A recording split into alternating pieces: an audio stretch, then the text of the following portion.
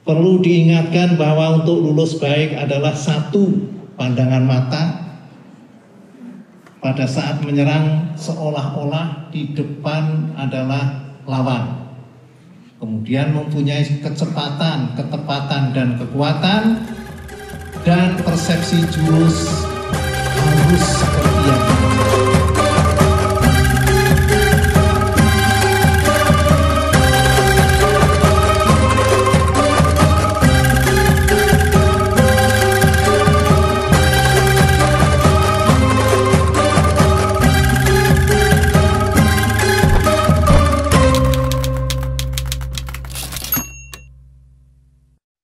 Assalamualaikum warahmatullahi wabarakatuh. Selamat pagi, siang, sore, dan malam kepada ibu dan bapak sekalian. Berjumpa lagi dengan podcast Indonesia in Abu Dhabi. Kali ini kita kedatangan tamu spesial.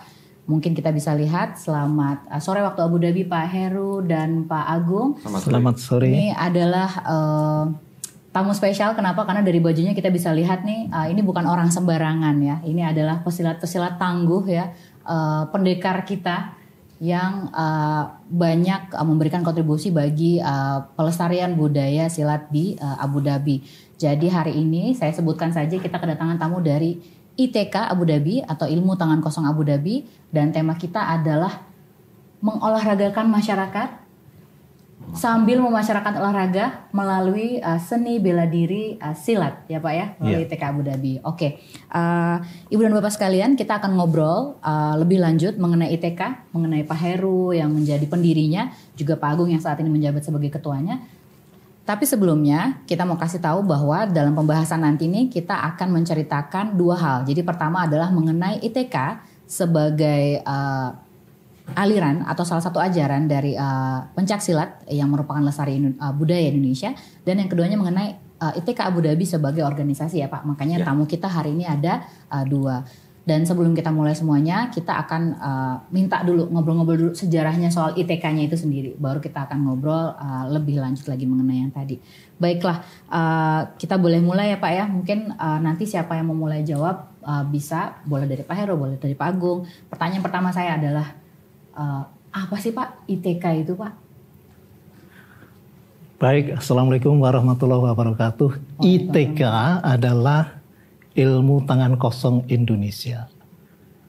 Kalau dilihat dari namanya adalah Ilmu Tangan Kosong, padahal ini organisasi pencak silat yang didirikan oleh Bapak Wisnu Murti. Beliau adalah salah satu keturunan Mangkunegaran Surakarta. Cucunya Mangkunegoro yang ke-7. Beliau belajar silat, mendalami silat, kemudian membuka silat, tapi hanya perguruan keluarga. Orang lain tidak diajari. Ketika putranya kenal dengan saya, mulai saya diajak menemani putranya berlatih.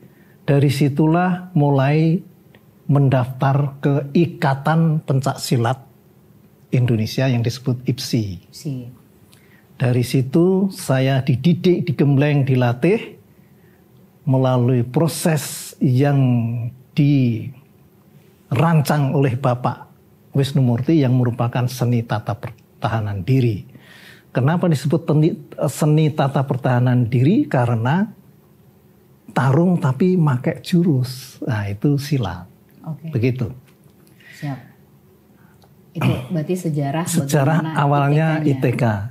Oke. Kemudian kenapa berdiri di situ di Abu Dhabi? Pertanyaan berikutnya. Ya, baik.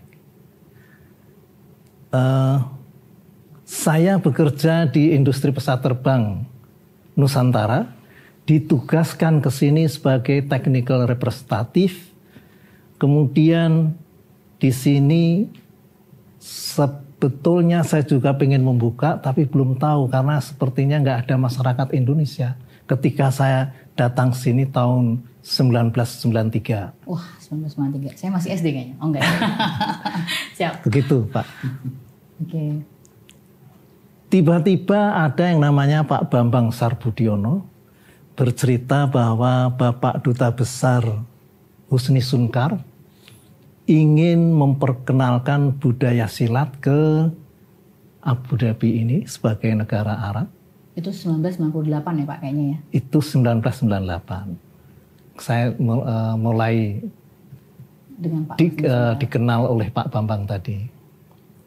Kemudian singkat cerita saya dipanggil, kemudian diajak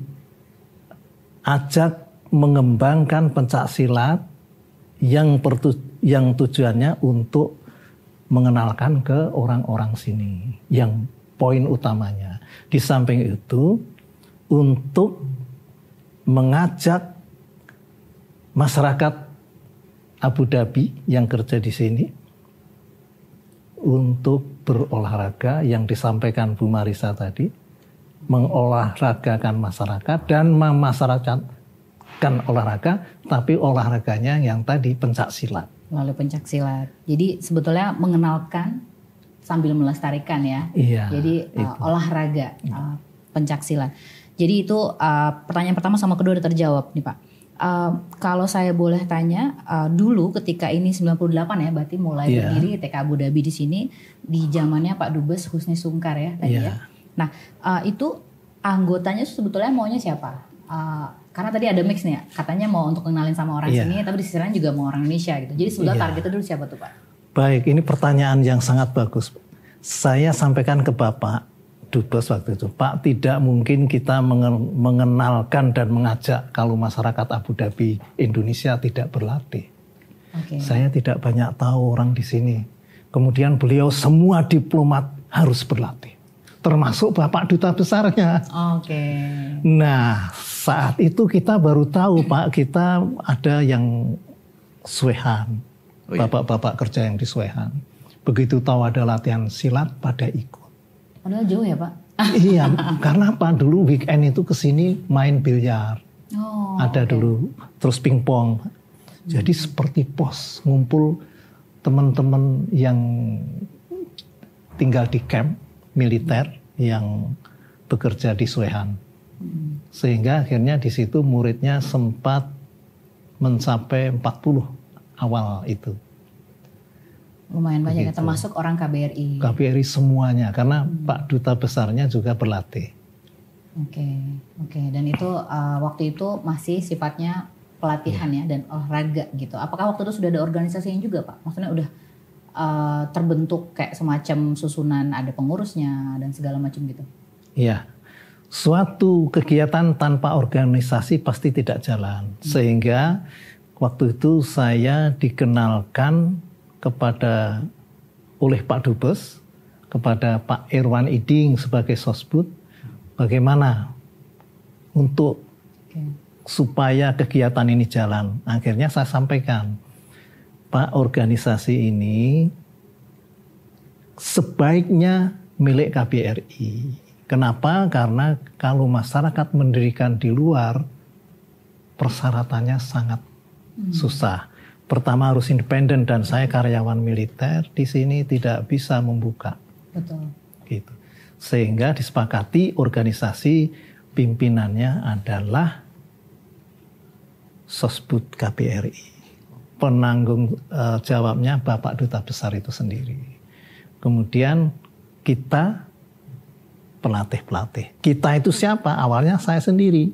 Kemudian ada beberapa yang berbakat melalui proses crash program. Jadi dengan target. Sebetulnya untuk ahli itu harus memukul berapa ratus kali. Begitu. Dan semua yang pelatih yang menyandang sabu hitam adalah melalui proses berlatih yang special training tadi untuk menemani saya. Karena tidak mungkin saya sendiri nanti pas saya harus ada kerjaan terus nggak ada yang latih. Betul. Untuk itu perlu organisasi. Jadi sejak itulah dibentuk organisasi yang susunannya adalah KBRI sebagai pemilik organisasi, kita pelatih saja. Gitu. Tapi bisa dikatakan tetap Pak Heru adalah pendiri ya, maksudnya bersama dengan KBRI, tapi kemudian yang hingga ITK yang tadinya adalah suatu ajaran kemudian menjadi organisasi juga dengan Pak Heru. Selanjutnya Pak, sudah berapa banyak nih Pak muridnya ITK? Saya nggak tahu nih kalau total mungkin sulit ngitungnya. Tapi maksudnya apakah bisa dihitung secara angkatan atau gimana? Atau mungkin Pak Agung ini jangan-jangan angkatan pertama nih? Baik, sejak berdiri kita langsung punya program latihan setiap 6 bulan sekali penerimaan. Dan itu rutin kalau sejak tahun tersebut sampai sekarang kurang lebih sudah 46 angkatan. Oke, banyak. Dan dari angkatan ke angkatan ini, Masya Allah, dari kecil berlatih dia bisa betah sampai lulus SMA dan meninggalkan Abu Dhabi. Latihan silat boleh dikatakan tanpa absen kecuali libur musim panas. Sehingga mereka bisa mencapai sabu hitam. Meninggalkan Abu Dhabi dengan bekal sabu hitam. Sabu hitam ilmu tangan kosong Indonesia bukan mencerminkan ahli berkelahi, tetapi mental yang digembleng adalah bagaimana hidup bermasyarakat. Jadi insya Allah yang anak-anak keluar dari ITK ini pendekar bermasyarakat. Dan harus pandai yang disebut mawas diri. Itu goal kita Pak Agung. Betul. Itu. Jadi Pak Agung angkatan berapa Pak? Saya angkatan berapa Pak Heru ya? Tahun ini, tahun lalu, awal tahun lalu. Saya berarti pertama kali itu tahun 2019. Sebelum corona. 18. Ya. Dengan anak-anak waktu itu. Oke, iya. Saya juga sempat mendengar. Sebelum ini kan kita ngobrol ya Pak tadi. Jadi bagi ibu dan bapak sekalian, sebetulnya kembali kepada pertanyaan tadi. Ini targetnya siapa? Apakah memang orang dewasa atau anak-anak? Mungkin kita juga ingin tahu nih Pak. Karena saya dengar ada cerita bahwa tadinya nemenin anak, bapak ibunya ikutan gitu. Jadi gimana nih Pak? Boleh cerita lebih lanjut soal itu? Baik. Awalnya ini dibuka untuk semua umur. Itu sudah dari awal. Semua umur. Tapi dari umur berapakah yang mulai bisa dilatih? Yaitu umur 8 tahun. 8 tahun. Jadi pesertanya dari 8 tahun sampai bahkan usia di atas 50 baru mulai berlatih. Termasuk Bapak Duta Besar yang dulu. Beliau 53 ikut berlatih. Waktu itu bertanya apakah saya masih bisa berlatih silat. Ketika itu saya menjawab, Pak, dalam sesuatu menuntut ilmu, kalau kita mengatakan saya bisa akan bisa, kalau saya tidak bisa, tidak akan bisa. Insya Allah Bapak bisa. Beliau sampai sabuk apa tuh Pak? Kok jadi masa lalu ya? Jadi kepo. Beliau sebetulnya, nah ini masalah sabuk. Kependekaran dalam organisasi itu ada 2. Tingkat pendekar itu di dalam falsafah yang dimiliki ITK adalah merasa ikut memiliki. Tatkala seseorang merasa ikut memiliki, maka ikut mengembangkan. Dedikasi inilah dihargai kependekarannya. Jadi beliau adalah atas izin guru besar dan ada di anggaran dasar sebagai anggota kehormatan, pantas menyandang gelar pendekar karena pendekar mengembangkan organisasi dan ilmu, sementara mulai dari yang akhir yang disebut kependekaran yang merasa ikut memiliki dalam bahasanya rumongso melu handarbeni, kemudian mengakhiri dari yang awal sehingga beliau akhirnya belajar silat dari awal. Padahal waktu itu sudah diberi sabuk hitam ya Pak ya? Iya. Karena sebagai anggota kehormatan. Iya, begitu. Baik, saya juga mungkin penonton bertanya-tanya nih. Penontonnya sebelah mana? Sebelah sini. Saya juga hari ini memakai baju yang berbeda. Karena saya biasanya kalau jadi pembawa podcast, baju saya biasa aja. Hari ini saya juga ikutan pakai ini. Dan gak tahu sabuknya kelihatan apa enggak. Seperti yang Pak Heru bilang tadi dan terima kasih banyak. Jadi betul kata Pak Heru bahwa yang namanya sabuk hitam itu bukan cuma dari pelatihan ya Pak ya. Jadi ada juga jalur bahwa orang tersebut memberikan kontribusi atas kemajuan dari suatu organisasi. Dalam hal ini adalah ITK Abu Dhabi. Gitu. Jadi terima kasih banyak tentunya. Kita juga berharap tidak cuma dari KBRI ya, masyarakat dan semua juga bisa ikut mendukung kegiatan ITK Abu Dhabi. Baik, kita lanjut ke pertanyaan berikutnya Pak. Sejak ITK Abu Dhabi berdiri sampai sekarang, boleh nggak mungkin cerita Pak Agung ya bisa menambahkan nanti, selain berlatih, apakah pernah ada ikut perlombaan di sini, mengirimkan delegasinya atau wakil, atau mungkin pernah mengadakan turnamen gitu? Karena kan kalau secara rutin pasti ada latihan dan ada ujian kenaikan tingkat. Mungkin kalau dijelasin dari sabuk paling rendah paling tinggi kita perlu 2 hari ya Pak. Tapi setidaknya mungkin boleh cerita apa aja sih yang dilakukan oleh ITK Abu Dhabi sejak pertama berdiri sampai sekarang. Baik, kalau turnamen kita belum pernah ikut karena ada persyaratan umur. Ya. Dan anak-anak kita itu mulai 8 tahun sampai menjelang boleh bertanding malah meninggalkan tempat. Karena sekolah. Iya. Tinggal di sininya ya. Di Abu Dhabi itu organisasi kita tuh sangat dinamis. Orang keluar masuk kan kita kebanyakan sini pekerja ekspat pikiran. Betul. Ya. Jadi anak-anaknya yang tadi dari yang muda sampai udah agak besar, udah dia siap kita sekolah ke luar negeri, pulang ke Indonesia atau gimana. Jadi memang itulah kehebatan kita, mendidik orang gitu dan menyebarkan ilmu kemana-mana gitu. Betul. Kalau turnamen di internal sendiri ada? Iya, turnamen sendiri sebetulnya secara tidak disengaja ketika ujian. Iya.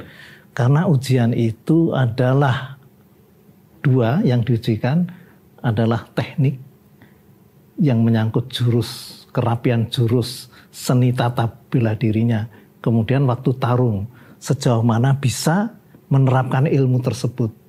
Yang terbaik berarti the winner. Itu. Okay. Dan ada beberapa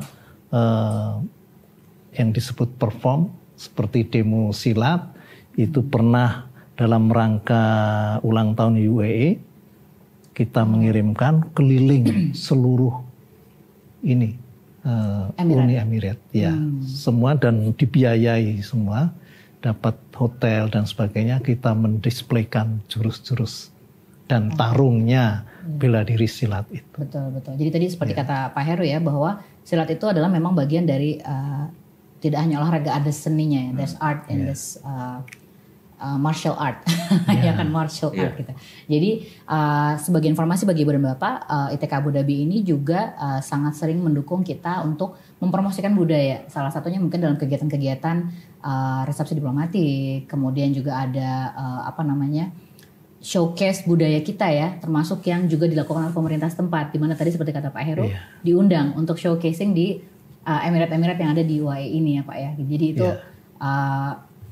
lebih luas lagi dari sekedar hanya mengolahragakan masyarakat dan memasyarakatkan olahraga, tapi ya mempromosikan budaya yang juga merupakan bagian dari diplomasi. Satu hal saya ingin menyampaikan, ini Pak Agung itu punya inovasi bagus, tapi saya mohon Pak, karena ini yang mencetuskan Pak Agung yaitu Pak Agung yang cerita. Pak Agung awalnya menanya, Pak Heru, ITK itu ada pernapasannya, bagaimana kalau kita create pernapasan? Dan alhamdulillah banyak pengikutnya. Pak Agung mohon cerita ide itu lahir itu bagaimana awalnya? Itu awalnya bagaimana lahir ide itu? Apresiasi dulu ya Pak Heru ya. Iya betul. Dan ini berarti baru sekali ya, saya baru tahu nih. Di sejak era belum ini, ada. Belum, hanya memikirkan tarung gitu. Oke, jadi lebih kepada ilmu. Kok punya inisiatif seperti ini, akhirnya ada sambutan ini, Masya Allah luar biasa itu. Inovasi bagi saya. Siap. Dan menambah ruangan sempit karena banyak yang ikut. Karena yang ikut banyak, jadi nggak makan tempat ya Pak. Betul. Oke. Nah, betul. boleh nih Pak. Monggo Pak Agung, silakan Pak. Ya begini ya, Risa Ferry dan pemirsa sekalian ya. Saya juga dulu waktu mengikuti pertama kali masuk silat itu karena nganter anak. Kan silat anak-anak banyak gitu kan. Kita nganter, kita duduk lihat. Ya. Beberapa kali kok habis waktu gitu. Udah, setelah itu saya lihat juga ada orang tua drop anaknya pergi. Loh ini kok kayak jadi penitipan anak. Terus lama-lama saya perhatiin Pak Heru nih, kalau seandainya nih orang tua kita manfaatkan ya. Kalau orang tua tuh kita berdayakan atau kita bina untuk masuk dalam grup silat, gimana? Bisa aja, tapi kan saya nggak ngobrol-ngobrol, ya sembari nunggu kita ngobrol-ngobrol. Kalau silat saya udah tua Pak, ada begitu atau Kurang pede ya? kurang pede. Nanti kalau waduh nggak enak gitu. Akhirnya oke, gimana? Saya lihat grup olahraga apa organisasi yang lain.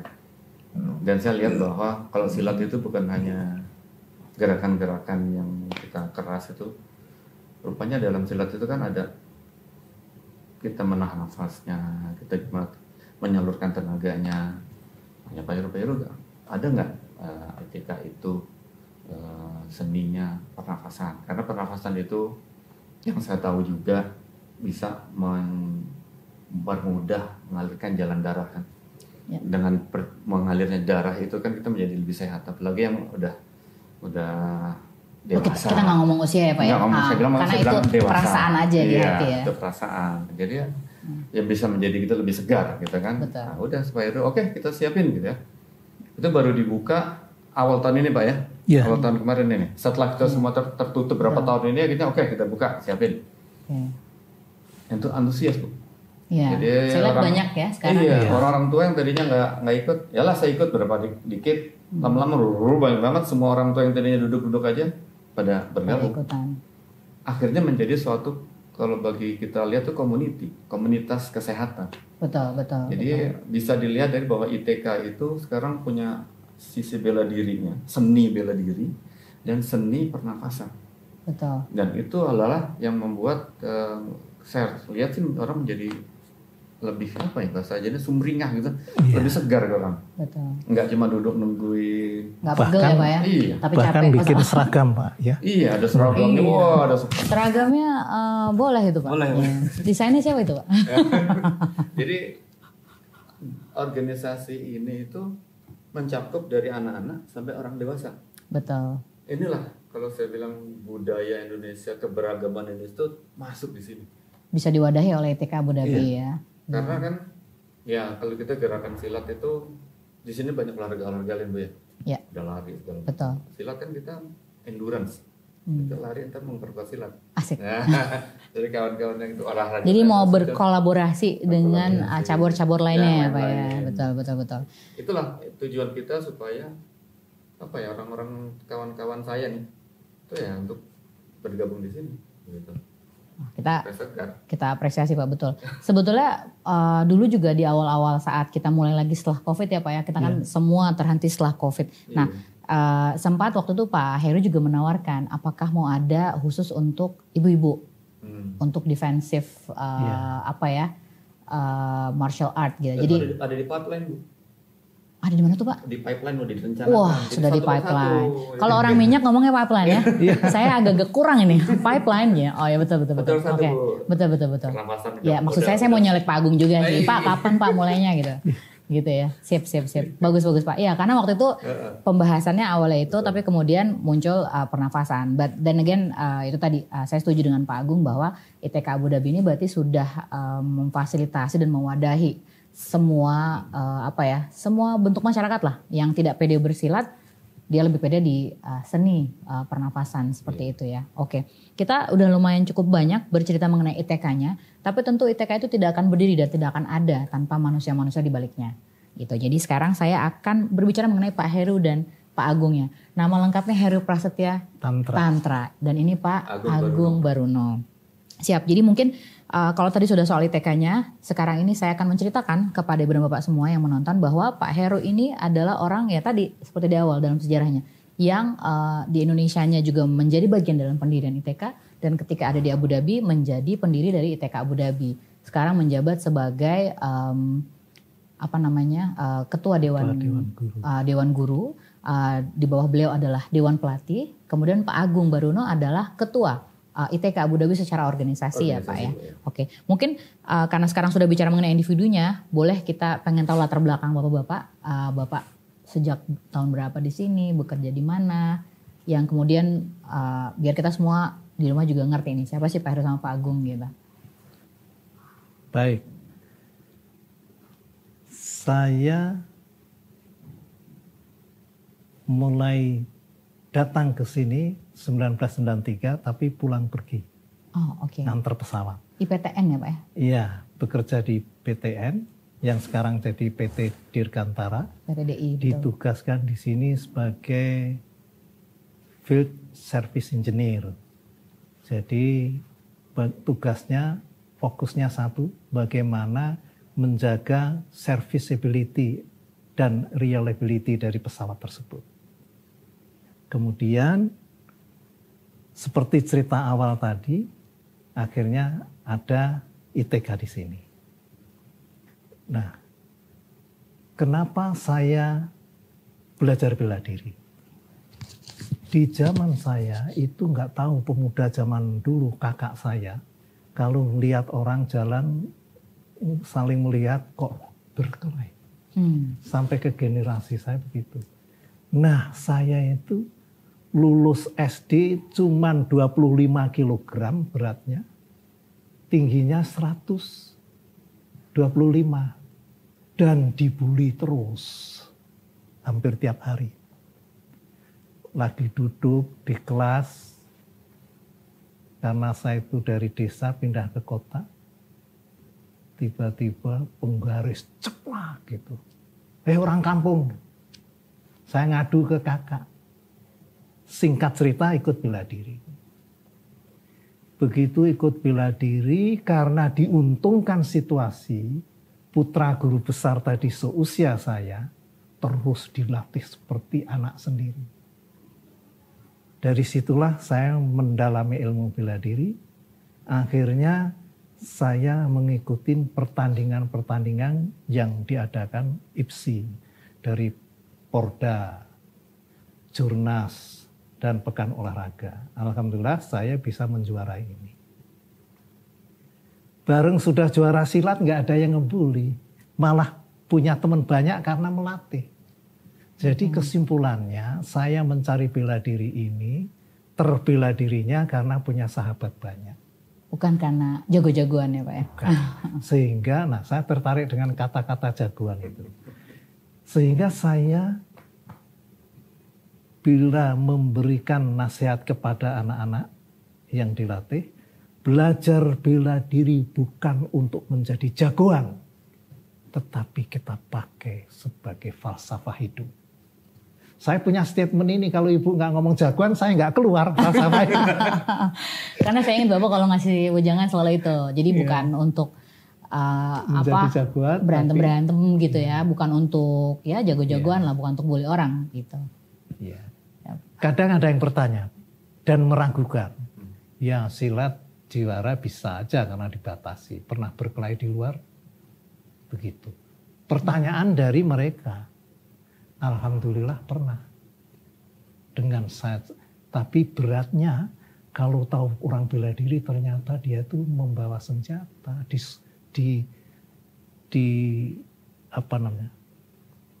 disimpan yang saya tidak tahu.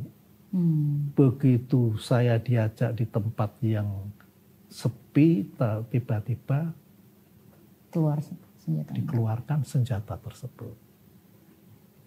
Tetapi alhamdulillah kalau kita itu berlatih,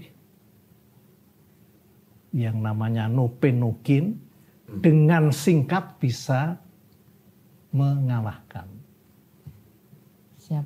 Tapi mengalahkan ini yang berakhir jadi teman dan jadi murid. Karena kita mengalahkan lawan bukan untuk kasarannya sampai cedera berat, tidak. Untuk memperingatkan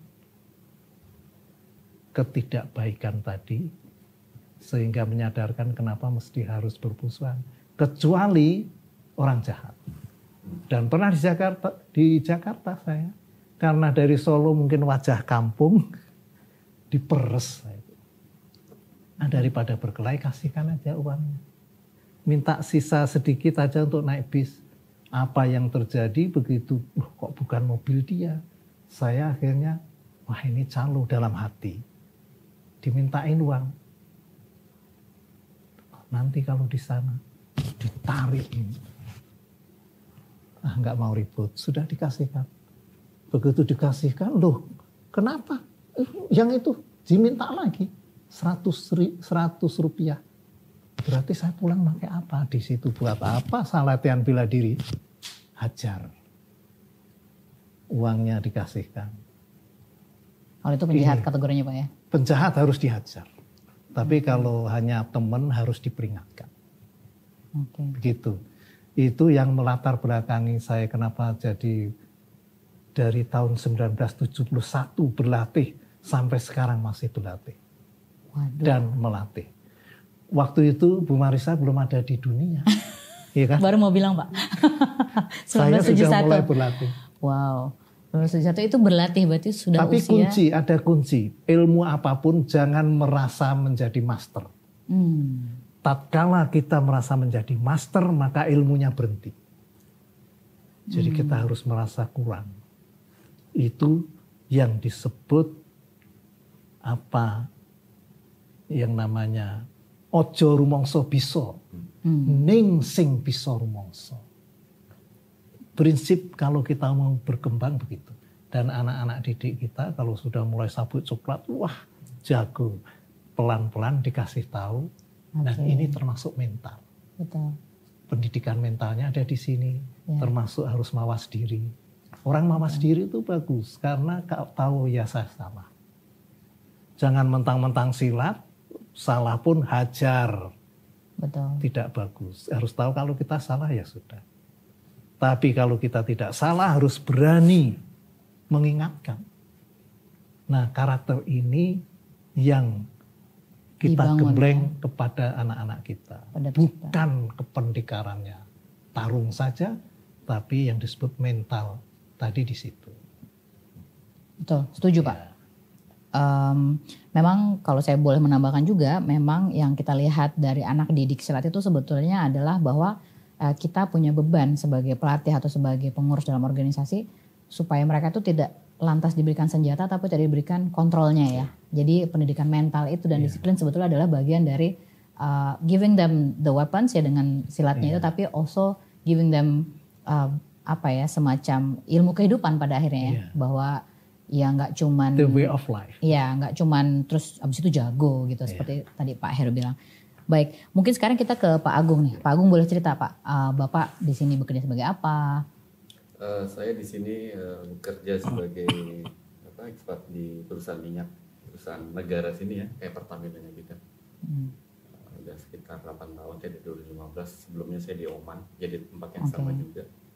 Background saya sih berbagai macam Bu ya, karena saya dulu awalnya saya juga di perminyakan, terus saya pernah ngajar di beberapa universitas juga. Pak dosen juga nih ya berarti ya? Ya begitulah karena. Bahkan mungkin Pak Heru melihat tadi bisa nih ngajarin anak-anak gitu ya. Lalu selama di Oman itu ya semenjak di Indonesia anak-anak saya itu atlet renang. Jadi yang paling besar sampai karena saya 3 semua atlet renang, dan selama di Oman itu prestasinya luar biasa. Bahkan dari klub renang itu pernah bertanding ke Inggris. Dan dia juga pernah juara juga se-Middle East di sekolahnya. Nah dari situ saya gitu kemari saya mencari tempat untuk anak-anak saya berenang. Agak sulit sini karena dulu kan banyak klub renang, kita bingung saya di mana gitu. Lalu akhirnya ya, anak yang paling yang 2 itu saya cemplungin silat, ada silat gitu. Saya juga cuma lihat aja kan di awal tadi kan dia ngeliat silat, mereka udah mulai dari sabuk putih sampai agak lumayan sampai orange, ada yang anak yang besar sampai biru, terus ikut pentas juga.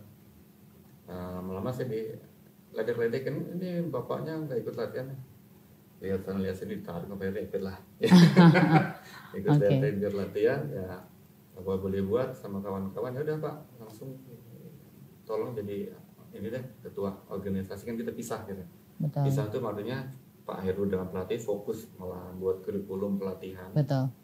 Lalu kita di kepengurusan ini berusaha mengembangkan bagaimana supaya olahraga ini berkembang lebih besar dan di artinya walaupun tidak besar tapi kita dikenal orang. Inilah olahraga Indonesia. Gitu. Ya tadi kita pikir gimana cara mengembangkannya. Oke lah, kita beberapa program. Pertama kita keluarkan program untuk orang tua kesehatan adalah melalui pernafasan. Terus berikutnya nanti ada yang tadi Ibu Marisa cerita akan ada defensif. Karena kalau orang tua belajar silat berantem pukul-pukulan ntar yang ada encok. Karena encok itu tidak bisa diapain ya Pak ya? Tidak bisa diapain. Encok nanti koyokan gitu kan. Jadi ya pertama-tama situ, tapi kalau udah sehat dari pernafasannya naik agak keras sedikit. Mungkin nanti kalau pelepasan tadi ada pelepasan juga ya. Defensif itu kan tetap aja harus ada fisik. Betul. Nah, jadi kita berusaha pelan-pelan ke sana. Itu untuk orang tua. Untuk anak-anak ya, karena saya waktu melihat anak saya jadi atlet dulu, saya melihat si coach renangnya ini juga mendidik anak-anak tidak hanya jual renang. Bahkan waktu kita di Indonesia, kita pernah, anak saya ikut klub TT66 tuh, Pak Kris tuh ngajarin, kamu jangan jadi perenang aja, tapi harus punya background sekolah yang bener dulu deh gitu. Baru bisa jadi atlet. Nah, saya ingin membina anak-anak ini, paling berat nih buat organisasi ini. Membina anak-anak sendiri kayak sekolahan lagi kan. Betul. Anak-anak datang ke sini, diserahkan kepada kita, pada pelatih. Bahkan pelatihnya pada yang bilang, wah itu nggak pernah diajarin untuk ngajar anak-anak kecil gitu, suruh ngajarin gitu. Betul. Nah kita gimana caranya ya? Oke, kita pelan-pelan. Kita bina nggak ada yang kita ya tarik ulur lah, kayak Pedro kayak cerita tarik ulur kayak layangan ya. Kalau perlu kita kerasin, kita kendorin. Sehingga itu tadi. Jadi ada yang anaknya dari ban putih sampai ban hitam sampai di sini terus karena lingkungan atau apa ya, kawasan suasana ini ada kekeluargaan. Betul. Nah, walaupun kita bertarung kayak kemarin tuh, setelah bertarung ya kawan lagi. Betul. Bahkan ada yang nggak mau bertarung, kan ini teman saya. Mobilnya gini-gini aja gitu. Ya. Tapi ada yang ngantri. Setelah itu ngantri lihat gitu. Semuanya mau tarung Iya, ya. Padahal mak bapaknya ketar-ketir ya. Iya. Aduh, anak saya Nah, ketendang gitu. Makanya dari background yang saya dapat tadi, saya pernah gimana menghadapi mahasiswa ini. Oke lah, kita blend antara pelatih dan ya gimana caranya supaya kita bisa membina anak-anak di sini. Kita kumpulin semua. Ini benar-benar kebinekaan loh. Semua orang ada di sini. Ya. Bukan hanya orang kesukaan agama, tapi anak dari kecil sampai gede itu berkumpul. Saya tidak melihat organisasi lain yang ramainya kayak gini. Betul. Organisasi lain misalkan bapaknya pemain olahraga apa gitu, anak-anaknya kan main berantakan kemana-mana. Hanya sedikit yang ikut olahraga bapaknya. Kalau ini kumpul semua. Karena kita masuk anaknya dulu. Betul. Terus bapaknya nungguin, ibunya nungguin, bengong, ngobrol gitu. Ayo lah ikutin. Nah gimana ya? Pas pernafasan cuma tarik nafas, tiap hari kita kan bernapas. Cuma diatur cara bernafasnya Pak ya. Dikasih gerakan dikit. Akhirnya ada 1-2 dia cerita, enak loh. Pernafasan seger saya ikut. Ada lagi cerita. Jadi perlahan-lahan akhirnya kita membesar. Nah, baru kita buat menolidkan ini udah bagus, baru kita buka dikit-dikit yang lain. Anak-anak juga mulai berbuka. Nah, kita juga Pak Heru tadi bilang mau dibuka ke perkenalan ke masyarakat tua, tapi masih terbatas tempat kan Bu ya. Karena kita ya hanya punya tempat di KBRI. Dan saya juga ini rumah kita, bukan hanya saya aja tapi masyarakat keseluruhan kan, kita harus menjaga marwahnya gitu. Wah, kita jagain Indonesia loh di sini gitu. Termasuk orang lain yang enggak ini kan kita ya nanti mungkin minta petunjuk ke Ibu Marisa dan karena orang-orang asing sudah mulai pada mau daftar, banyak Bu. Tapi kita masih tahan. Ibu ingat waktu Resdip ya? Iya. Itu banyak yang nanya. Betul. Terus acara berikutnya itu banyak selanjutnya. Iya, itu festival. ada yang datang lagi gitu. Iya. Oh gimana kan banyak Pak Heru. Tapi kita gimana ya? Iya. Jadi saya yang kena PR-nya. Jadi iya betul. Setuju. Terima kasih. Oke, tadi kita udah dengar mengenai Pak Heru, mengenai Pak Agung. Dan ada satu isu yang sekarang memang masih kita coba untuk selesaikan ya, karena kan sebetulnya dulu itu sudah ada orang asing gitu, tapi sekarang ini belum. Nah berarti setuju memang harus kita cari solusinya supaya menyebar lebih luas lagi, tidak hanya di masyarakat Indonesia tapi juga di masyarakat asing lainnya, karena di sini tuh sebetulnya banyak sekali budaya-budaya martial art yang berkembang karena disukai. Syekh-syekh di sini sukanya saat ini saya lihat jiu-jitsu memang ya, kalau kita sebut merek lainnya. Kemudian negara tetangga kita juga ada Muay Thai dan segalanya. Jadi memang itu impian kita untuk kita teruskan. Mungkin tadi saya sedikit tertarik dengan yang Pak Agung sampaikan ya. Dan memang secara sejarahnya saya melihat 2 tahun ke belakang ini memang dulu-dulu itu ITK Abu Dhabi ini pengurus saja, yang di dalamnya ada pelatih juga. Tapi baru tahun ini SK-nya kemudian saya perhatikan ada perbedaan yang mendasar gitu. Jadi mungkin boleh diceritakan sedikit ya, maksudnya bahwa kalau dulu itu ya orang yang ngelatih dia pengurus juga. Kalau sekarang dewan pelatih ada sendiri ya kan, ada Pak Heru sebagai ketua dewan gurunya, kemudian ada organisasi di mana dia ini bukan pesilat. Kalau dulu kan ya yang ngurusin adalah pesilat juga. Jangan salah. Pengurus kita pesilat semua. Oh ya? Bu Marisa juga Osal ya? Semuanya yang pernah, walaupun tidak sedikit pernah berlatih. Oke. Oh berarti saya tarik lagi kalimatnya. Berarti tapi intinya tetap aja ada pemisahan ya Pak ya. Setuju ya bahwa kalau dulu tuh pelatih pengurus, kalau sekarang ya pelatih ya sendiri dengan tugasnya. Dan saya setuju dengan yang disampaikan Pak Agung tadi bahwa ini misinya besar. Bukan hanya mentransfer jurus-jurus silat, tapi juga menyusun kurikulumnya, menyesuaikan bahwa anak umur segini dengan bapak-bapak umur sekian yang sama-sama bannya mungkin mulai putih, bagaimana.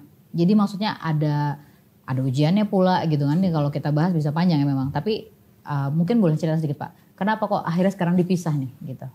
Awalnya sih Pak Heru tadinya. Pak Heru kan punya, awalnya Pak Heru pelatih semua kan. Lalu kan Pak Heru kayak cerita kan, gimana kalau kita diperluas gitu. Atau kita fokus ngelatih aja deh. Dan memang juga sih saya juga perhatiin dari awalnya Pak Heru membuka tahun 2000 atau 98 Pak Heru ya, itu anak-anak yang berlatih udah besar pindah atau orang tuanya pindah ke satu negara lain. Jadi di ITK sini tuh selalu di tengah aja nih. Itu sudah hilang. Nah, bagaimana caranya supaya kita tetap bertahan dan ada yang meneruskan? Itu yang utama. Tugas utama kita saat ini sangat berat. Bagaimana organisasi bisa terus, bisa sustain. Betul. Gitu, makanya pelatih fokusnya di membuat kurikulum dan memperhatikan kepiawaian si anaknya tadi, bagaimana supaya diajarkan seni bela dirinya menjadi bagus. Kita para pengurus ini berpikir gimana mempertahankan lalu mengembangkan. Karena dalam pengurusan ini banyak pengurusnya itu juga yang punya networking ke masyarakatnya besar sekali gitu. Dulu ada yang pernah ketua, sini kan ada ketua organisasi banyak. Betul. Itu hampir ketua organisasi kita kumpulin. Supaya bisa, ayo kita berpikir bersama. Bahkan Pak Heru juga punya program tadi, kalau anak-anak di rumah dikasih PR. Oke. Lalu ngasih video, bukti nih saya latihan. Nah itu di sisi pelatih. Lalu kalau seperti itu gimana caranya kita mengembangkan organisasinya tadi? Tambahin kurikulum ini, tambahin anak-anaknya. Kita kalau ada pelatih ban coklat kan anak muda, kita ajarin. Ayo kamu ngajarin anak-anak yang kecil nih, adiknya. Jangan terlalu keras. Bisa segini caranya. Nah, kita mulai di situ sehingga nanti orang itu tetap di sini. Kan kita pindah-pindah terus, Bu. Itu sangat dinamis. Sangat sulit kita untuk untuk mempertahankan ini, sangat sulit sekali. Kadang pernah surut, yang langsung kita naik lagi. Regenerasinya ya Pak ya. Sangat sulit. Dan lagi yang utama adalah organisasi ini kita nirlaba, tidak ada iuran. Betul. Jadi semuanya apa istilahnya, kita ya sukarela. Emang kita kepengen mengembangkan ini Indonesia. Ya. Wah, Masya Allah, apresiasinya tinggi banget nih Pak. Baik, lanjut izin, mungkin pertanyaan berikutnya adalah sebagai pendiri Pak Heru, apa sih harapannya Pak Heru terhadap ITK? Ya kita tahu bahwa karir kita di sini kan tergantung pada pemberi kerja ya gitu kan. Kita bersyukur sekali nih Pak Heru dari 93 sampai sekarang masih di sini. Masya Allah, masih ketemu pesawat setiap hari Pak. Dan masih bisa katanya tinggal dipegang pesawatnya ketahuan rusaknya di mana. Saking hebatnya Pak Heru ya. Ada yang bilang, punya ilmu dukun dari mana? Dukun pesawat. Jadi ini udah lebih advance lagi ya, bukan dukun orang, dukun pesawat. Masya Allah. Kembali pertanyaannya Pak, apa harapan Pak Heru terhadap ITK Abu Dhabi? Baik. Ini setiap ada kata jadi ingat histori. Saya akan ceritakan histori dukun. Pesawat itu tidak terbang seminggu, menjadi 2 minggu. Terus saya ditugaskan dikirim dari Bandung ke Jakarta. Dalam waktu 30 menit selesai. Begitu pulang, direktur saya bilang, hebat kamu dukun benar-benar. Kenapa di label dukun? Karena mohon maaf pendidikan saya hanya STM. Tapi dengan teori yang ada, teori itu dari bela diri sebetulnya. Jurus banyak, kadang-kadang tidak berhenti lawan menyerang kita itu, walaupun dengan jurus yang hebat. kadang-kadang dia berhenti dengan jurus yang sederhana.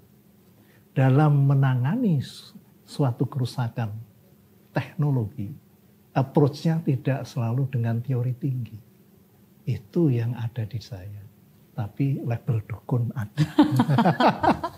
Menarik sekali ini. Benar. Iya. Nah, jadi sekarang kembali ke pertanyaan Ibu tadi. Iya. Cita-cita. Iya. Cita-cita dengan saya pulangnya nanti masih ada yang meneruskan. Sehingga saya punya program. Usia yang seperti Akram, Ya. itu harus digembleng yang 10 betul. tahun ya? Ya. Ya. 9-10 tahun. Ketika ini naik dan misalnya saya udah pulang, terus yang di bawahnya Akram harus dididik dengan cara sama, diawasi para pelatih yang masih di sini. Insya Allah yang usianya di bawah saya sekitar 50-an masih bisa mengawal anak-anak ini. Jadi kepulangan saya itu selesai dinas nanti, insya Allah ITK masih jalan. Dan sekarang zaman Zoom saya bisa Tetap menyampaikan kepada monitor, pelatih ya. ini gerakan ini harus begini-begini. Orang yang sudah latihan silat seperti Pak Agung gitu dikasih itu tadi harus begini karena saya harus melihat perguruan lain. Apakah masih applicable ilmu silat kita ini? Kalau tanding sama perguruan yang baru-baru dan terkenal karena terekspos dunia film, ya kan? Film tuh Ya. hebat-hebat kan? Ya, sekarang Kalau sudah masuk tarung Hollywood sama ya mereka, silat kita ya. Kalau Ya. kita tarung perguruan ITK silat ini, apakah applicable? Nah, tugas saya dan Dewan Guru, sebetulnya Pak Agung ini masuk Dewan Guru, tapi fokus ke organisasi. Karena beliau itu latihan. Bahkan sayang sama anak sekalipun yang namanya Aziz yang baru berangkat ke Jerman, ditendang, keras nendangnya. Wah, anaknya Karena, udah ya? iya, karena apa? Aziz dibekali harus ngelatih di sana. Dengan tendangan keras ini bagaimana? Kok tega? Loh, digedekan, disekolahkan, disayang, ditendang ini ya kan? Nah itulah seninya silat. Seni kan Pak itu. Iya, untuk mendidik mental dan itu. Nah, insya Allah generasi disiapkan. Walaupun saya nanti selesai tugas otomatis pulang. Nah, itu cita-cita saya bahwa walaupun kepergian saya ITK masih tetap. tetap untuk itu perlu organisasi yang mengurus. Betul. Dalam hal ini Pak Agung. Siap. Karena masih usianya jauh, mungkin beda 10 tahun ya Pak. Betul, lebih dengan Pak. lebih. Pak itu sama saya yang lebih, sama Iya. Pak Heru. Ya kita seangkatan. Oh ya baiklah. Di dalam organisasi kita tuh ada departemen pengembangan dan pembinaan prestasi. Iya, itu yang baru ya Pak ya. Iya. Itu Betul. yang memantau terus. Itu. Betul, betul, Jadi betul, kita betul, nanti betul. pilih ini mana nih? Oh silat ini cocok nih kita bina untuk melanjutkan. Nanti kan menjadi sistem Pak ya kan. Iya. Kalau udah usia sekian dia menjadi pelatih, nanti usia sekian naiknya pelatih. Jadi terus walaupun yang lainnya nanti pergi atau apa. Ya, berarti bisa dikatakan bahwa harapan Pak Agung sebagai ketua juga senada dengan Pak Heru bahwa supaya ITK ini bisa lestari dengan adanya regenerasi pelatih ya dan juga kepengurusan yang solid gitu. Jadi bahwa sistem, jadi ada ilmunya, ada sistemnya gitu ya kalau saya perhatikan. Makanya sekarang agak dipisah. Ada generasi sabuk kuning, postur tubuhnya tinggi, masih muda, dan kemarin juara yang sabuk kuning itu punya potensi melatih. Iya, bisa. Tapi mau dinas pulang ke Indonesia. Kayaknya saya tahu siapa itu ya. Kayak kenal. Siapa Pak namanya? Itu memang kalau kita melihat bagus Pak. Jadi kompak itu satu keluarga tuh keluarga itu. Itu Pak. satu keluarga. Karena Keluarga dia Bu Marisa itu. Masya Allah dari bungsu ini aduh. Iya, iya. Sudah Kemarin ikut ini, demo, Pak, sudah kemarin ikut saya buatin demo. video pada saat di uji itu kompak loh Pak. Iya. Begitu gerak jurus ini loh sama nih. Nggak tahu apa benar-benar pelatihan untuk tampil gitu apa memang. Memang kita galak Pak. Oh enggak ya? Enggak disiplin ya gitu. Kayak karena itu tadi ya, maksudnya kita juga pasti harapan kita sama bahwa ITK ini tuh jangan dianggap main-main ya, bahwa ITK ini adalah suatu hal yang mungkin ya selain budaya yang harus dikenalin, itu juga beneficial buat kita gitu. Jadi mungkin hal itulah yang membuat sebagian keluarga, mungkin termasuk keluarga saya juga melihat ya harus serius gitu loh. Makanya kalau orang itu punya target to achieve something, they will put effort. Mungkin itu ya, meluangkan usaha, tenaga dan waktunya. Mungkin itu yang kita lihat ya dari orang tua di sini juga banyak yang seperti itu. Emang kita kan gini Bu, kita kan membuat anak-anak ini menjadi atlet ya. Betul. Atlet itu kan bukan hanya atlet di bidang olahraga. Betul. Atlet itu kalau saya dulu anak saya berenang tuh dia, kalau berenang kan start harus sampai finish. Betul. Jadi selesaikanlah apa yang sudah Anda mulai kan. Betul. Nggak bisa dibuat tengah jalan, capek saya berhenti di tengah jalan berenang mau gimana, tengah air kan. Ya. Jadi sebagai atlet itu kita membina diri kita sendiri, apa kita udah mulai bertanggung jawab diselesaikan.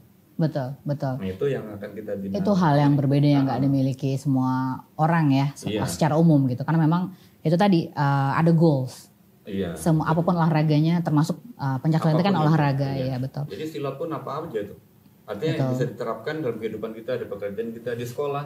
Betul. Anda udah mulai bikin sekolah PR, ayo diselesaikan. Betul. Punya kegiatannya selesaikan. Betul. Harus fokus.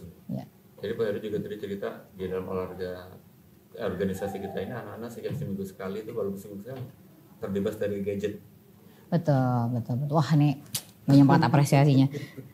Terharu saya. Selanjutnya, pertanyaan berikutnya, bolehkah berbagi mengenai tantangan atau suka duka atau hal paling berkesan selama, yang paling lama kan berarti Pak Heru ya, mungkin Pak Heru dulu nih, habis ini baru Pak Agung.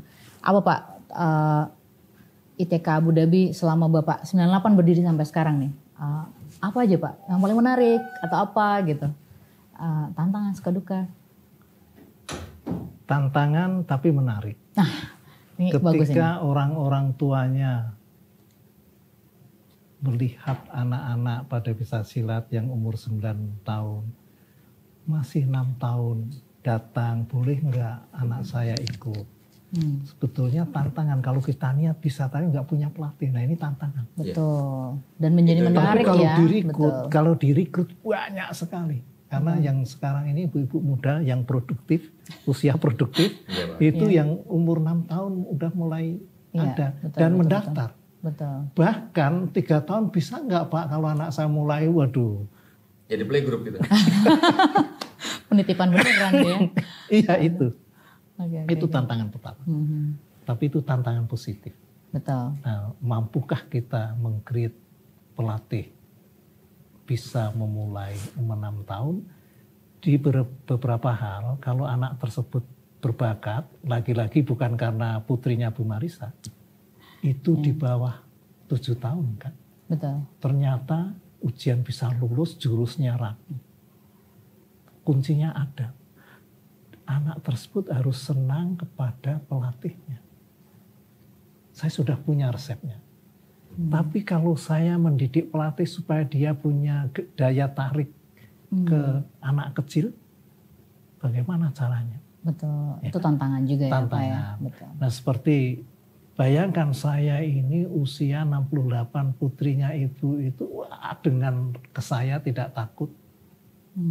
Merasa kalau deket bakalan terus cepat bisa. Pengennya dilatih sama Pak Heru bahkan. Saya pengen meng-create pelatih-pelatih begitu. Yang dicari jadi sama tidak muridnya ya Pak itu ya. yang merupakan tantangan. Suka dukanya itu ya ketika pergantian pimpinan terutama duta besar. Betul. Itu untuk mengawali latihan lagi itu kan tergantung policy. Betul. Tapi alhamdulillah dari dulu kenapa berkesinambungan, karena diawali dari latihan ini lahirnya dari policy kedutaan. Dari SK Kemudian ya, Bapak Duta Besar yang sekarang ini, Pak Usin Bagis. Pak Usin Bagis ini mensponsori dengan beliau ikut latihan sama dengan Pak Usin ini. Sempat ikut latihan keras bahkan membeli alat berlatih. Sekarang kesibukannya kelihatannya makin nambah, beliau tidak tidak bisa meluangkan lagi untuk latihan. Tidak bersama kita. Itu, tapi supportnya Masya Allah. Betul. Iya, itu suka duka ya Pak ya. Maksudnya suka duka. Udah mah di dalam internal ITK juga ada dinamika. Kemudian secara induknya juga KBRI karena atas SK Dubes soalnya ya Pak ya, ITK ini. Jadi kalau Dubesnya nggak mau bikin SK ya ITK-nya nggak ada rumahnya gitu ya Pak ya. Oke. Itulah harapan kita Bu Marisa. Siap. Ya, insya Allah kan kita melihat banyaknya animo masyarakat. Dan saya yakin dengan seperti itu bisa mempersatukan kita semua. Betul. Itu yang setuju yang Pak. berat sih bagi kita ya. Betul. Saya ingin menggarisbawahi mempersatukan. Ya. Saya ingin menggarisbawahi mempersatukan. Benarkah silat mempersatukan? Pak Agung ini kan latihan sampai ke tingkat pendekar. Sudah merasakan saya tendang dan juga nendang saya. Apa artinya tendang-tendangan tapi kayak saudara? Akibatnya malah kayak saudara. Sebenarnya Pak Heru, waktu saya Anda memukul kan hari ilmunya Pak Heru itu. Mencuri. Baik. Itu bela diri itu begitu. Iya. Betul. Setuju. Kalau secara harfiahnya pukul-pukulan tapi kok akrab. Iya, betul. Walaupun kadang-kadang kenanya lumayan juga, iya kan? Iya. Gitu. Oke, saya ada 2 pertanyaan terakhir sebelum kita mengakhiri ngobrol-ngobrol kita. Saya tuh agak sedikit, mungkin kalau zaman sekarang kita ada peserta asing tuh dari Malaysia sama orang Korea ya. Ya kita memang belum terbuka secara luas. Kalau 2 orang ini kan sudah dari dulu ya. Kita nggak mungkin suruh mereka udahan gitu kan. Nah, tapi saya tuh tergelitik jadi pengen tahu. Dulu waktu ada orang asing, latihannya pakai bahasa apa Pak? Wah ini, saya mengikutin perguruan lain yang IGU. Karate memakai bahasa karate. Jepang. Bahasa karate dari Jepang ya pakai bahasa Jepang. Betul. Yang taekwondo pakai bahasa. Kenapa kita diterjemahkan? Tidak perlu. Mereka harus tahu bahasa kita. Oke. Pukulan yang pukulan. Kalau ini tendangan karate maigeri. Buktinya orang Indonesia bisa ngikutin. Akhirnya orang Amerika pun pernah kita punya murid Amerika bahkan ikut demo di 17-an sama orang Jerman. Ketika saya ngomong maju 1 langkah tendangan 1 bisa karena sambil dicontohi. Akhirnya dia terjemahkan sendiri dalam bahasa Inggris. Tapi karena saya paksa untuk memberi aba-aba temannya dan melakukan diri sendiri akhirnya berbahasa Indonesia. Betul. Saya tidak mau merubah. Nanti akhirnya ITK jadi kayak milik orang asing. Itu poinnya. Betul. Ya itu Bu. Jadi gini, anak-anak kita nih di sini nih yang kebanyakan di luar ya, mungkin pemirsa juga tahu. Pada bisanya bahasa Inggris. Betul. Bahasa Indonesia bingung. Betul. Nah inilah di sini diajarin bahasa Indonesia. Dibalikin lagi ke bumi. Jadi lagi orang Indonesia maksudnya. Gimana itu? Iya. Oh, terjemahin pada saat kita ngasih tahu dia terjemahkan, tapi aba-abanya tetap bahasa Indonesia. Betul. Gitu. Jadi biar mereka tetap kembali lagi. Iya, kemarin tuh sempat lucu juga ya waktu ujian kenaikan tingkat terakhir itu tiba-tiba putar kanan, putar kiri itu pada nggak ngerti ya. Padahal itu orang Indonesia ya Pak. Jadi kayaknya gini, itu konsep bahasa yang memang sebetulnya juga bagian dari promosi Indonesianya ya, gitu bahwa bahkan secara internal pun kita tetap harus mengajari anak-anak kita untuk ya menggunakan bahasanya gitu. Iya, kan ini Bu. Kalau kita di ASEAN, Indonesia kan paling besar. Betul. Harusnya tuh ASEAN bahasa Indonesia. Setuju. Iya. Kita harusnya begitu. Betul. Dan memang kan Melayu. Indonesia, Melayu, Ya, Singapura, Malaysia, Brunei. Betul. Itu 4 kan, dari 11 ini sebetulnya sudah majority dan menggunakan itu sudah Melayu. akar bahasanya kan itu semua. Betul. Jadi Setuju. ya tadi kalau kita membina anak-anak selain silatnya, mentalnya, dan kita yang berbahasa lah, kan bahasanya bahasa ibu. Betul. Gitu. Bahasa Ibu Pertiwi. Baiklah. Mungkin kita ngobrol sudah lumayan banyak Ibu dan Bapak. Kita sudah sampai pada bagian akhir. Ini satu lagi pertanyaan terakhir. Mungkin Pak Heru, Pak Agung mau menyampaikan pesan-pesan buat yang nonton. Apa sih yang ingin pesan apapun itu secara umum saja bisa. Apa iklan ikut ITK gitu. Apa aja boleh. Saya lupa ya, biar Pak Heru menutup dengan lugas. Dengan punchline. Kalau ini kan pipeline. Kalau saya sih pesannya kepada para pemirsa, khususnya nanti ya pada spesial khususnya orang Indonesia yang di Abu Dhabi, ayo bergabung di sini. Tadi iklan kan, Ya, karena di sini itu semua kita akomodasi. Jadi silat kita ini enggak sangat strict dan strength itu enggak. Kita akan memang tujuan kita adalah community. Yang memperkenalkan tadi memasyarakatkan olahraga orang biar sehat. Terus lagi dari perguruan silat ini kita bukan hanya belajar bela diri, pukul-pukulan, kita juga belajar tadi kedisiplinan. Betul. Mentality ya. Selesaikan lah apa yang setelah Anda mulai. Betul. Itu bukan hanya buat anak-anak dan orang tuanya. Lalu kita juga bergabung seluruh masyarakat Indonesia. Inilah yang benar-benar ya kalau kita mau bicara bineka di sini. Betul. Bahasanya pakai bahasa Indonesia. Iya. Latihannya abah-abahnya ke bahasa Indonesia. Ya, dan yang dilestarikan adalah budaya Indonesia. Budaya Indonesia. Nah, kita iklan lagi. Ayo bergabung. Bergabung anak-anaknya, bapak-bapaknya jangan takut, bapak ibu jangan takut kalau nanti duduk sini enggak. Anak-anaknya berlatih, bapak ibunya itu berlatih pernapasan, kesehatan itu ya, bapak ibu sekalian ini kesehatan. Nanti ada lagi kita buka. Nanti anak-anaknya aman, pasti ada yang jaga. Kan kalau kegiatan lain bingung siapa jaga anak-anaknya. Betul. Sini ada yang jaga, ada pelatih-pelatih. Betul, all in one ya Pak ya. One stop shopping. Asik. Gitu. Betul. Iya, soalnya dulu kita tuh yang nungguin adalah ngemil. Jadi nggak sehat. Lebih baik latihan pernafasan. Gini Bapak Ibu Marisa. Ibu Marisa kan dulu 3 tahun yang lalu ya. Iya. Itu juga duduk-duduk ngemil. Sekarang coba perhatikan fit kan? Karena ikut olahraga gitu. Iya, betul. Nah ini contohnya gitu. Jadi baik. Itulah ITK berkumpulan. Siap. Setuju, all in ya. Baiklah. Kalau gitu sekarang kita dengar pesan terakhir dari Pak Heru sebelum kita sudahi podcast kita, Pak. Ya. Baik, Assalamualaikum warahmatullahi wabarakatuh.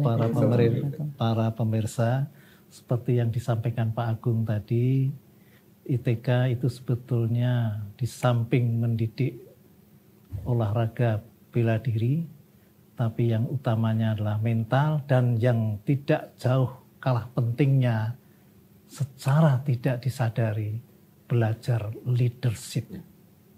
Kenapa disebut belajar leadership? Ketika sudah mulai punya jurus, mencoba untuk ngajari temennya. Beberapa orang otomatis memimpin, memberi aba-aba. Ini disadari ataupun tidak disadari, ini kepemimpinan. Leadership. Akhirnya dia berani bicara di depan. Itu poinnya. Sekali lagi, bukan hanya belajar silatnya.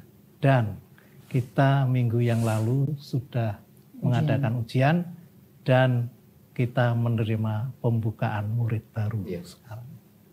Ini yang ingin saya sampaikan. Terima kasih. Waalaikumsalam warahmatullahi wabarakatuh. Murid sekarang kita saat ini jumlahnya 63. Totalnya 90, yang 30 orang tuanya. Pernapasan. Jadi ya kemarilah. Kita bisa bersama-sama gitu. Boleh nggak Bu kita sebelum terakhir kan kita punya yel-yel tuh. Oh boleh. Silakan. Saya juga harus ikutan kayaknya. Kan udah pakai bajunya. Boleh. Kita kalau mau mulai latihan tuh kita teriak ITK Abu Dhabi Jaya. Karena kita semangat gitu. Indonesia Raya Jaya gitu. Ya, siap. Boleh. Siap. ITK Abu Dhabi Jaya. Oke, baik, terima kasih Pak Heru atas waktunya, Pak Agung, dan banyak sekali Ibu dan Bapak sekalian yang sudah kita dapatkan dari keduanya. Intinya adalah tagline-nya tadi ya, mengolahragakan masyarakat dan memasyarakatkan olahraga melalui seni bela diri pencak silat. Jadi masyarakat disuruh berolahraga, tapi juga kita sambil melestarikan budaya yang sudah menjadi intangible cultural heritage dari Indonesia ya, karena itu intangible cultural heritage ya. Silat itu sesuatu yang intangible, itu adalah suatu ilmu pengetahuan yang praktikal, dan saya setuju. Mungkin kalau saya boleh menyimpulkan, bagian-bagian penting yang tadi kita bahas adalah bahwa silat ini adalah wadah kebinekaan, itu ya Pak ya, bahwa semua bisa ikut dari yang kecil sampai yang dewasa, dan juga bahwa di dalam silat ini kita bisa melatih kedisiplinan, mentalitas sebagai orang yang mau bertanggung jawab menyelesaikan, ya kan, dan juga leadershipnya ya Pak ya, karena dengan naik tingkatnya, sabuknya, maka dia punya suatu tanggung jawab yang harus diemban untuk mengajari yang bawahnya lagi. Jadi pada akhirnya ini adalah suatu hal yang sustain, yang berkelanjutan gitu dalam bahasa Indonesianya. Baik, sekali lagi terima kasih. Oh silakan Pak. Pengalaman ngajar kemarin Pak. Siap. Jadi ke Pak Heru bilang leadership itu mungkin karena melihat anak-anak kecil itu melihat yang di atas gitu ya. Betul. Ada yang kemarin sabuk putih, Pak saya mau dong ngasih aba-aba. Oh gitu. Nah, Pengen ngasih apa? ngajar. Iya. Jadi itu tadi, itu sifat positif itu menular. Betul. Gitu aja Bu. Sip, oke. Terima kasih sudah menambahkan. Baik, dengan demikian kita sudah selesai untuk podcast kita hari ini. Jangan lupa tonton siapa lagi tamu-tamu kita berikutnya di podcast Indonesia in Abu Dhabi. Demikian kurang lebihnya kita mohon maaf ya Pak Heru, Pak Agung dan pemirsa sekalian. Semoga ada manfaat dan semoga memotivasi untuk gabung dengan ITK Abu Dhabi ya. Baik, terima kasih. Akhirnya assalamualaikum warahmatullahi wabarakatuh. Sampai jumpa.